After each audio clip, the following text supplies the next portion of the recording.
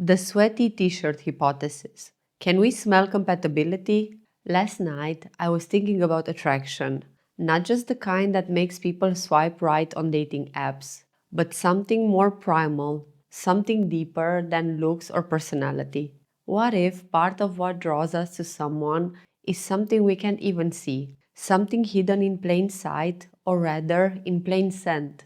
It turns out there's a theory that suggests exactly that. It's called the sweaty t-shirt hypothesis, and it suggests that we might be biologically programmed to be attracted to certain people based on their body odor. Not because of their cologne or shampoo, but because of something buried deep in their immune system.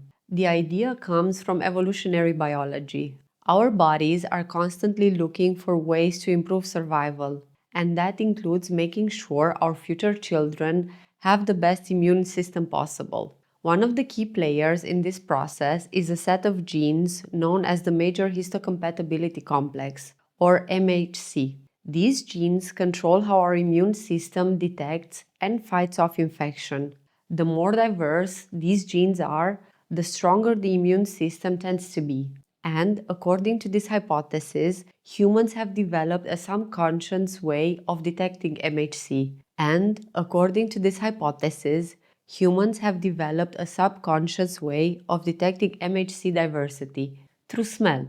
The most famous test of this idea was an experiment conducted by Claus Wedekind in 1995. He wanted to see if women could, without realizing it, prefer the scent of men whose MHC genes were different from their own.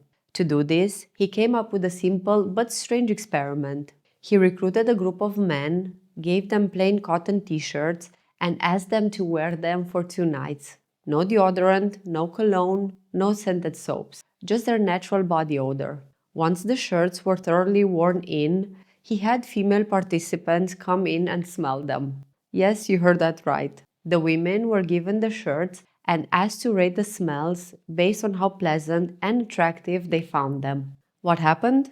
The results were fascinating. Women overwhelmingly preferred the scent of men whose MHC genes were different from their own. Without knowing it, they were choosing the scent of men who would, in theory, provide their future children with stronger immune systems. It was as if their noses were acting as biological matchmakers, guiding them towards genetically compatible partners. But there was another twist. Women who were on hormonal birth control showed the opposite preference. They were more likely to prefer the scent of men with similar MHC genes. One theory for why this happens is that birth control mimics pregnancy.